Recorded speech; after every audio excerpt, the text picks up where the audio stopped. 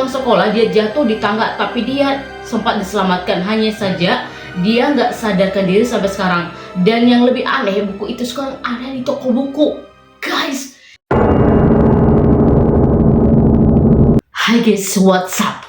Welcome back in my YouTube. Hari ini kita akan membahas tentang chat horor yang sedikit bikin kita tegang dan juga bikin penasaran ceritanya. Seperti apa? Let's check it out.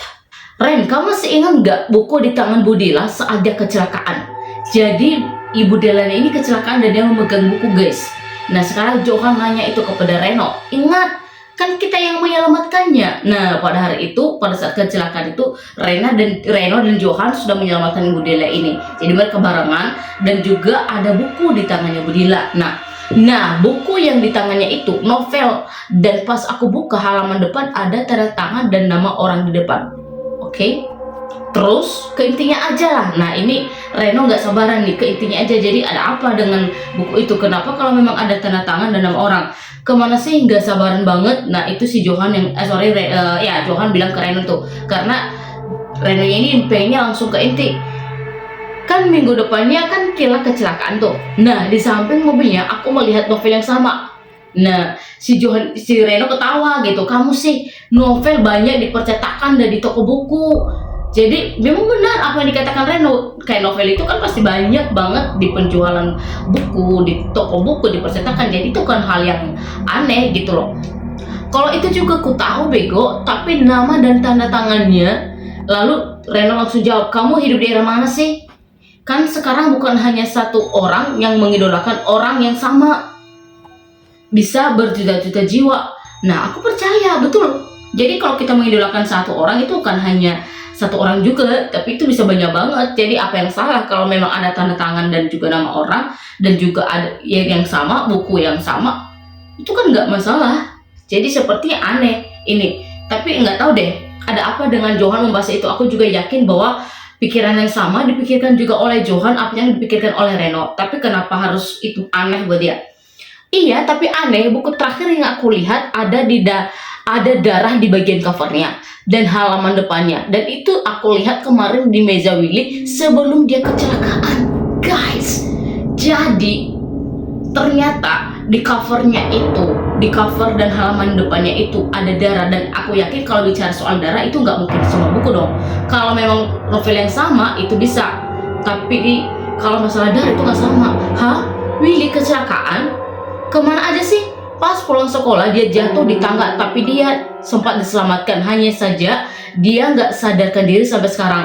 Dan yang lebih aneh, buku itu sekarang ada di toko buku. Guys, jadi ternyata sebelum kecelakaan itu Willy sudah memegang buku itu. Dan sekarang dia udah kecelakaan. Dan yang anehnya buku itu sekarang ada di toko buku. Saya percaya itu nggak secara kebetulan sih. Nggak. Emang kamu lagi di mana? Itu kata Reno. Emang kamu lagi di mana? Aku lagi di toko buku dan sekarang buku itu ada di sini, tepat di samping buku yang aku cari. Jadi buku itu sekarang kemana-mana, guys. Kayaknya dia sedang mencari target lagi. Kamu serius, Jo? Nah tuh si Reno ngirim nih, si Johan ngirim nih ke Reno. Dia ngirim. Lalu si Reno bilang, kamu keluar dari sana. Jangan ganggu buku itu. Jadi ini Reno mulai khawatir nih, jangan ganggu buku itu, keluar aja dari sana. Bisa-bisa dia mengincar kamu.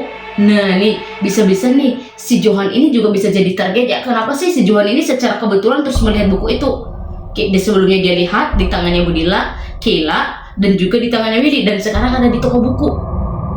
Itu enggak Ren, itu kata Johan bilang enggak Ren, karena kan Reno bilang jangan ganggu buku itu, keluar dari sana. Tapi si Johan bilang enggak Ren, entah apa yang direncanakan Johan ini, kenapa dia bilang enggak Ren. Aku tahu ini bukan kebetulan, aku terus bertemu dengan buku ini. Harus kuselesaikan teka-teki misterius ini. Ada apa dengan buku ini? Sebelum banyak korban, aku nggak mau ada korban selanjutnya. Wah guys, jadi Johan ini punya rencana menyelesaikan teka-teki misterius ini. Ada apa? Kenapa sampai terus setiap yang memegangnya pasti kecelakaan? Dan yang anehnya sekarang kenapa ada di toko buku? Pasti dia sedang mencari target lagi nih. Lalu apa yang akan kamu lakukan? Jangan gegabah, bisa-bisa kamu mengalami hal yang sama. Betul, aku minta bantuan kakekku. Oke, jadi Johan sekarang minta bantuan kakeknya. Mungkin kakeknya lebih paham hal itu. Dia lebih paham soal kayak gini. Ya udah, cepatan. Jangan lakukan sendiri. Kok jagung pula? Jangan lakukan sendiri. Bahkan memegangnya aja jangan. Itu jangan. Semakin diperbaiki semakin salah loh. Maaf Jo, aku nggak bisa bantu kamu. Bukannya kau nggak bisa bantu kamu, aku nggak bisa bantu kamu. Jujur, aku takut. Jadi sebenarnya Reno juga takut mendengarkan cerita sebelumnya. Jadinya Reno ketakutan dan dia nggak bisa bantu sahabatnya ini. Aku juga nggak izinkan kamu ke sini, nggak izinkan kamu ke sini. Gitu. Sini, di sini berbahaya. Oke Jo, hati-hati. Nah, jadi sekarang Jo gimana? Jo, hey, are you there? What is the hell Jo? Jadi karena ini dia terus menghubungi si Jo ini, tapi Jo ini nggak angkat telepon ataupun juga nggak balas chat. Jadi Reno ini mulai khawatir, jangan-jangan Johan ini udah jadi korbannya juga, udah jadi targetnya juga. Target buku ini ada apa ya? Nah, kamu nggak balas chat aku.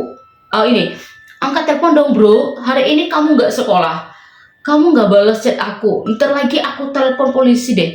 Ku anggap kamu meninggal. Jadi saking kesalnya dia ngancam kalau kamu nggak angkat telepon nanti aku telepon polisi loh. Menganggap kamu meninggal dan polisi akan cari kamu gitu.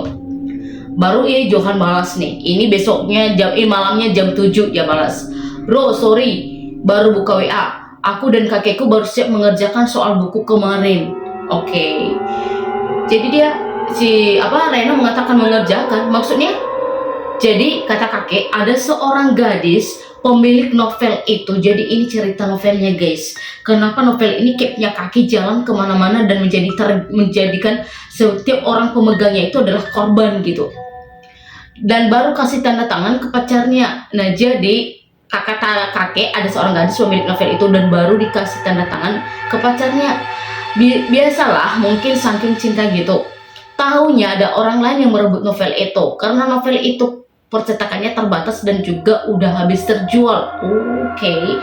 Tanpa disengaja si gadis jatuh, kena kepala batu pecah, kena kepalanya batunya guys. Batunya itu kena kepala lalu kepalanya pecah lalu tewas di tempat. Sehingga dia dendam siapapun yang memegang novel itu dia sakiti. Jadi si gadis ini dia dendam siapapun yang memegang novelnya itu dia sakiti. Mungkin dia dorong atau apalah sampai ada yang kecelakaan, ada yang terjatuh di tangga dan lain sebagainya ya. Nah ternyata mayatnya dikubur dekat rumahnya tapi orang tuanya nggak tahu guys. Ternyata dia dikubur dekat rumahnya. Jadi orang tuanya selama ini nyari dia tapi mereka nggak tahu kalau ternyata anak mereka ini malah ada di samping mereka. Waduh. Karena yang melakukannya saudara kembarnya sendiri. Guys, ternyata yang membunuh dia ini bukan juga membunuh sih, lebih ke tanpa disengaja ya. Saudara kembarnya. Wah, separah itu kenapa nggak laporin polisi? Oke, ya setelah sekian lama pertimbangkan, akhirnya orang tuanya memilih diam karena pelakunya anaknya sendiri dan juga tidak disengaja. Daripada mereka kehilangan dua-duanya. Oke, jadi setelah orang tuanya ini berbicara, oke, yang melakukannya juga adalah anaknya sendiri, saudara kembarnya. Mending diikhlaskan. Karena kalau dipenjarakan, mereka akan kehilangan dua-duanya dong. Oke. Tapi gimana dengan korbannya ya? Korban? Loh, Budila, Kila, dan Willy? Ya gimana lah, kan kecelakaan. Itu Johan bilang itu kecelakaan. Tersangkanya guys. Tapi disebabkan oleh si kembarnya. Oke, ini Reno yang memastikan dia harus bertanggung jawab dong. Itu kan yang menyebabkan kecelakaan itu adalah si kembarnya yang masih hidup gitu. Walaupun sebenarnya yang dorong hantu itu ya si kembar yang meninggal, ya nggak mungkin tanggung jawab soal itu, lagi nggak ada buktinya. Terus kejadian ini kurang bukti, itu Reno kayak sewot ya terus ya. Nah entah apa yang oleh Johan gitu guys. Kok kamu yang sewot sih? Yang penting udah selesai, gak ada lagi korban. Itu adalah resiko. Setiap ulah manusia pasti dia ada dampak, entahkah itu diri sendiri, keluarga, bahkan orang sekitar. So kita harus hati-hati ngomong. Lalu si Johan bilang gini, apa nih ketika menjadi pendeta, karena dia kan jadinya nasihat. Nah, aku memang pendeta yang gak kesampaian.